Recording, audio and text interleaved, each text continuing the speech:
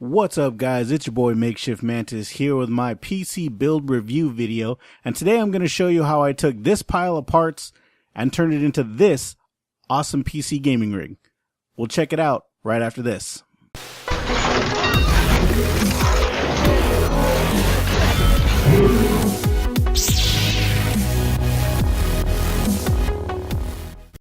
Alright guys, here it is, the long awaited, much anticipated gaming PC build video. I built this PC for both gaming and video editing. It cost me around $1,200, and I'm going to go through the parts list as well as tell you about some problems that I ran into as a first time builder and give you guys a couple tips and some hints if you are first time builders as well. But before we do that, let's go ahead and take a look at all the parts that I put into this rig. Alright, first up for parts, I went with a Strix B250 gaming motherboard from Asus and the Intel Core i7-7700 processor.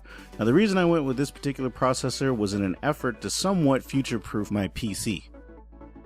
For my graphics card, I went with the GeForce GTX 1050 Ti from MSI. It comes with dual fans on the card itself, and again, this is a Ti, not just the standard 1050. The difference between the two is the graphical memory. The 1050 comes with 2 gigs of memory, whereas the Ti comes with 4. The price difference between the two is about $40, but it's worth paying the extra money for the Ti, especially if you're going to be playing more graphically demanding games and want to play on higher settings. For the memory, I went with the Corsair Vengeance 16GB of RAM.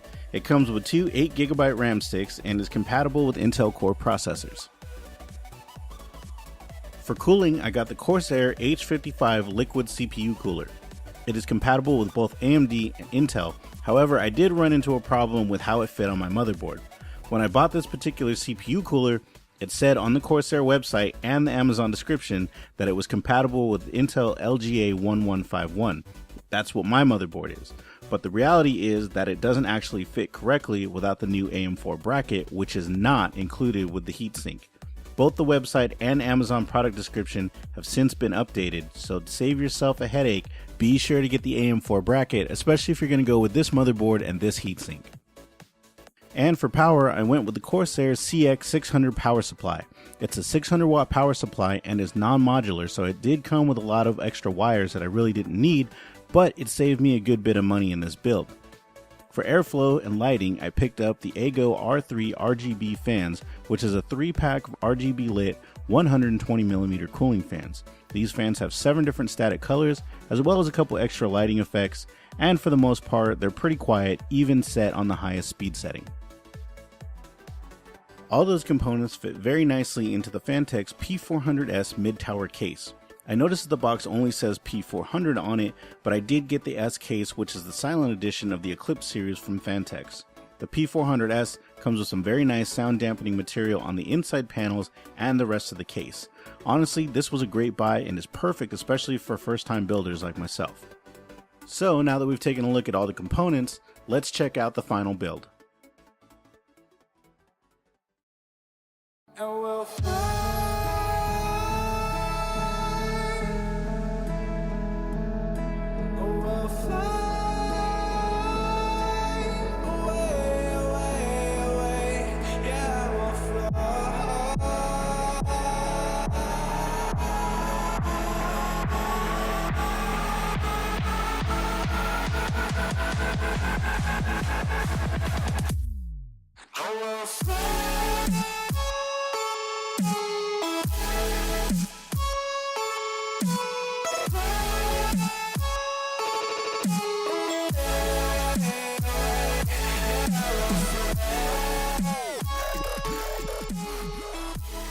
Alright guys, let me go ahead and show you some of the features of the case. If you look up top right now, I have these magnetic removable dust filters on, but it actually does come with a plate for the top of this case if you don't want to have any fans up here. But it does accompany two 120mm fans. Right now I have the Aigo fans set up right here.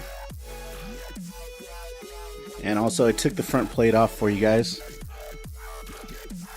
but that one also can fit two 120mm fans. The case does come with 2 of its own fans, and I'm using one right now. And for me, I'm using the front two as intake fans and the top two as exhaust fans. One of the things I really liked about this case was the power supply shroud. Now they do come in a bunch of different colors. You can get black and red, you can get all black, you can get all white. I decided to go with a combination of the two and get the black case with the white interior, and I really like the way the lights glow off of the white. So I went ahead and did the same thing, obviously with my memory cards, or my memory sticks, and also my graphics card. It also comes with an LED strip that you can pretty much put wherever you want. I put it here at the front. I like the way it reflects off of the white and lights up the rest of my case. And I have it on white right now, but you can change the colors to fit your style, and it will fade in and out, and it will do the breathing effect too. So, but I just keep it on white right now because it makes it easier to see the inside of the case. Also, there's an LED light strip at the bottom that shines once you put the front panel back on. You got two USB 3.0 ports up top, mic in, and headphone jack up top. The motherboard fit nicely. I believe there was 8 or 9 screws that connected it all together. It was really easy to install. This is a really solid case. I really do like it. There's removable dust filters underneath as well for the power supply. So underneath here you actually can take out the dust filter and clean it if you need to, which I probably should do. They have ports for for SSD slots right here. I didn't go with an SSD. Again, I tried to save a little bit of money wherever I could, so I didn't show it to you guys, but I did end up going with a Seagate 2 terabyte hybrid drive. So instead of getting a standard hard drive and an SSD, I just decided to go with a hybrid drive, and it did save me a little bit of money, and it seems to be working out pretty well. Also, you can see the motherboard too comes with an LED strip on it. It's they're already built-in lights that just come with it, and they turn on when you power on the PC. Okay, let me go ahead and show you the back of the case. Alright, taking a look at the back of the case, or the other side of the case, however you want to look at it. One of the really cool features is that this did come with some Velcro straps to help manage your cables and your cords and everything else. And then also with the power supply, they gave you plenty of room to tuck in the rest of the cords. So again, having that non-modular power supply really didn't affect me a whole lot because it gave me plenty of room to hide and stuff my cords back here. For your hard drives, they have these little removable sleds that are super easy to take in and out. They got rubber grommets that you probably saw on the other side, but for your cords and cables. And then on this side, if you guys are wondering what this is actually the power supply board for my Aigo fans. Now there's a sticky strip on the back of it that you can just use to mount it wherever you want. I just figured I'd go ahead and mount it back here, and then I connected the lights and the power to the power supply, and then connected them to the reset button at the front of the case. So that's how I can change my lights on the inside on the fans. Since we're looking at the back here, let me show you the problem I ran into with the heatsink. Now, back here you can see this metal plate. This is what connects to the heatsink mount on the front.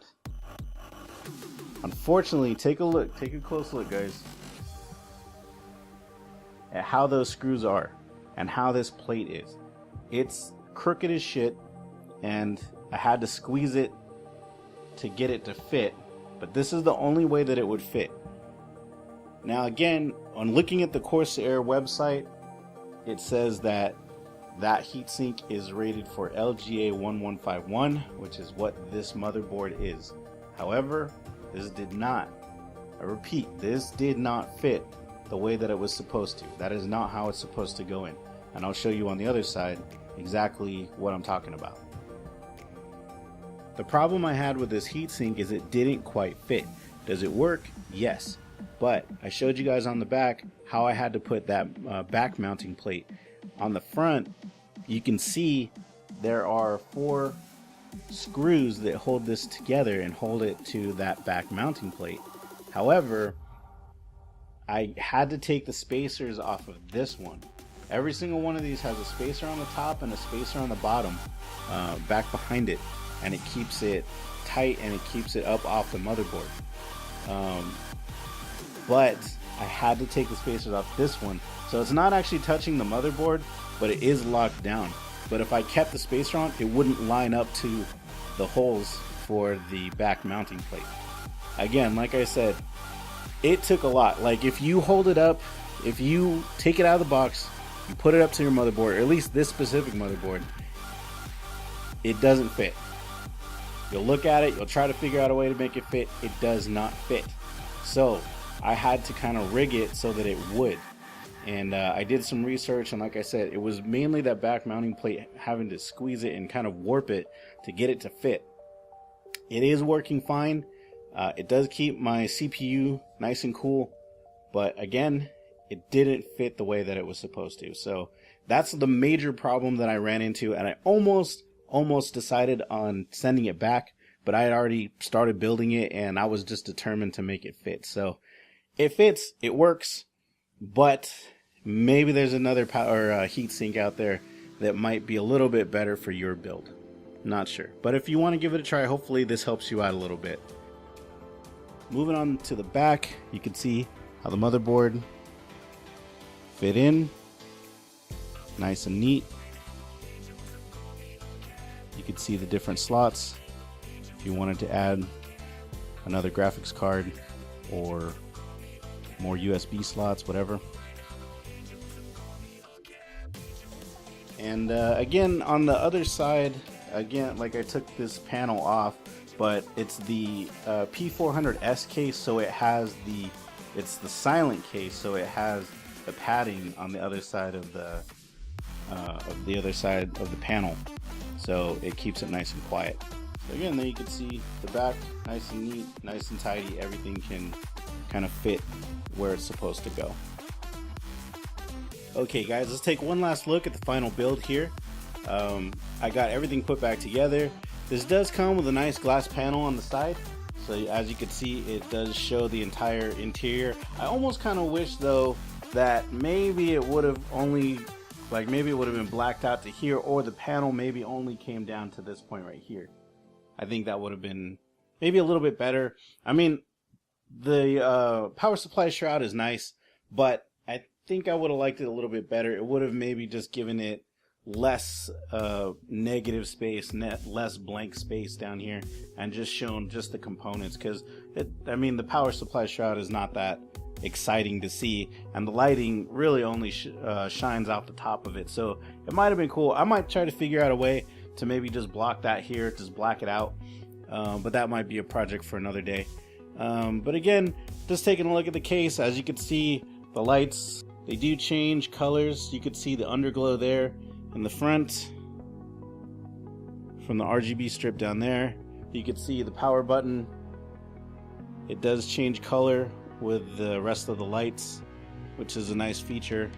And for those of you wondering about the front intake fans, there are vents here at the front of the case, and there's some vents down here as well at the bottom of the case that allow air to flow in to the 2 fans. So yeah, the only thing I will say, maybe another little complaint that I have about this case, and I'm not sure if the camera can pick this up, but this glass panel does not sit flush against the case. Now, honestly, I don't even notice it. I don't pay attention to it.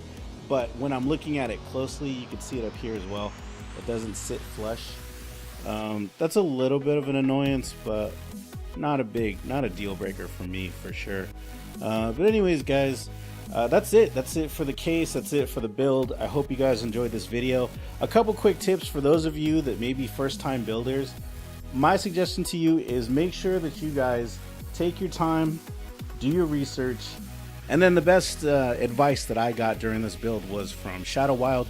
And he basically told me to just be calm, take my time. If I get frustrated, walk away. And that's the same thing I'm going to tell you guys. There are going to be points within your build that you're going to get frustrated, or you're going to get impatient, or you're going to want to try and speed through it. Don't do it. Take your time. Make sure you're real careful with it. I even wore rubber gloves. I saw a lot of people putting their motherboards and stuff, and they're just putting their greasy fingers all over it, putting their CPU. You know, you got your oils have all kinds of hands, grease and dirt and all that stuff. And I mean, I'm just a clean guy in general. I like to keep my stuff clean, so I wore rubber gloves through pretty much the whole build. So you can say what you want about it, but my stuff works. And there were no problems. So you are going to run into times where you might get stuck or you might get confused, but you know, the internet's your best friend. You can always check out YouTube. That's what I did, and hopefully this video also helps you out as well. So again, I'll leave links in the description, guys, for all of the stuff that I put inside this build, and you guys can check them out yourself, price out other things, compare it, whatever you want to do. And if you guys have any questions or comments about this build, or about any of the things I did, or any things that you saw in this video, feel free to leave them down below in the comment section, and I will definitely do my best to get back to you. And if you guys like this video, please give it a thumbs up, and be sure to subscribe to our page, because we got more awesome tech videos coming. I know Shadow's doing another build, I think an even more in-depth build, and he's going to try to film it and do kind of a progression video, so you guys will actually get to see how the whole process will go. So anyways, guys, this is your boy Makeshift Mantis saying thanks for joining me. Have a good one, and I'm out. Peace.